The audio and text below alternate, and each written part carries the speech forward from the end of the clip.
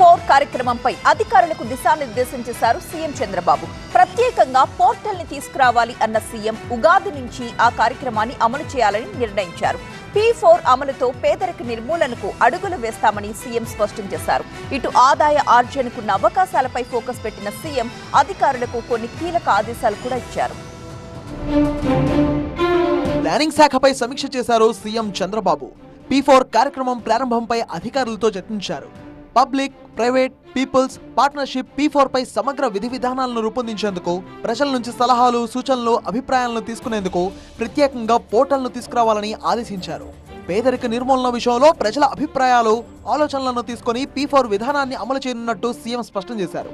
P4 విధానం ద్వారా సమాజంలో ఆర్థిక అగ్రస్థానంలో ఉన్న 10% మంది, అట్టడుగున ఉన్న 20% మందికి చేయూతనివ్వడం ద్వారా మంచి ఫలితాలు సాధించవచ్చు అన్నది సీఎం ప్లాన్. పారిశ్రామికవేత్తలు, ఎన్ఆర్ఐలతో పాటు కొంత ఉన్నత స్థాయిలో ఉన్నవారు పేదలకు సాయం చేసేందుకు ముందుకొస్తున్నారని, వీరందరినీ ఒక గొడుగు కిందకు తెచ్చి P4 విధానం అమలు చేస్తామని సీఎం స్పష్టం చేశారు.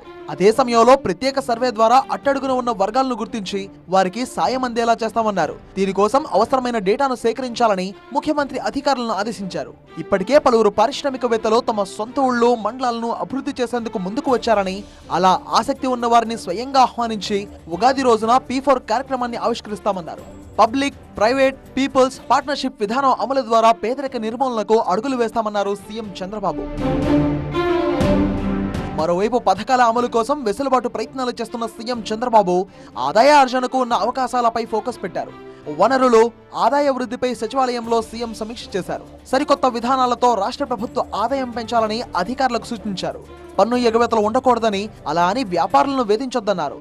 ఆదాయార్జన శాఖల పనితీరు మెరుగుపడాలని, అందుకు సంబంధించిన ఫలితాలు కనిపించాలని అధికారులకు సీఎం చంద్రబాబు దిశానిర్దేశం చేశారు.